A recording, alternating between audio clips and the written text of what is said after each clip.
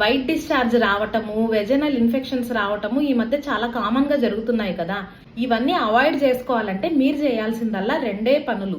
వెజైనాని సబ్బు పెట్టి క్లీన్ చెయ్యకండి, ఎందుకంటే అక్కడ ఉన్న గుడ్ బ్యాక్టీరియా చచ్చిపోతుంది అనమాట. దానివల్ల అసిడిక్ pH అనే బ్యాలెన్స్ మెయింటైన్ అవ్వదు.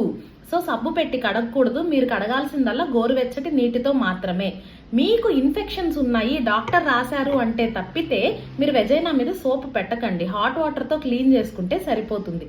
ఇంకొక విషయం ఏంటంటే, మీరు వేసుకునే లోదుస్తులు అంటే అండర్వేర్స్ కానీ పావడాలు కానీ మీరు ఏ వేసుకున్నా కూడా వాటిని తీసుకెళ్లి ఎండకి ఆరబెట్టాలి.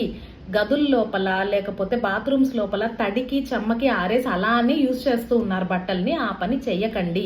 తీసుకెళ్లి ఎండలో ఆరేయండి. బాగా పెళ్ళ ఎండకి ఆరిపోవాలి. అలా అయితేనే ఇన్ఫెక్షన్స్ రాకుండా ఉంటాయి. ఇంకో ముఖ్యమైన సోర్స్ ఏంటంటే బయట యూజ్ చేసే వాష్రూమ్స్ అండి. ఇది ఎంత కామన్ గా ఇన్ఫెక్షన్స్ వస్తున్నాయంటే నేను రోజు ఓపీలో చూస్తూనే ఉన్నా.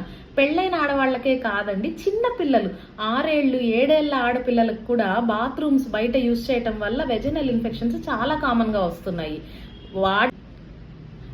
మీరు ఈ జాగ్రత్తలన్నీ తీసుకున్నా కూడా మీకు రిపీటెడ్ గా వెజనల్ ఇన్ఫెక్షన్స్ వస్తున్నాయంటే అప్పుడు డాక్టర్ దగ్గరికి వెళ్తే మందులు పెడతారంటే అవి వాడుకోవచ్చు.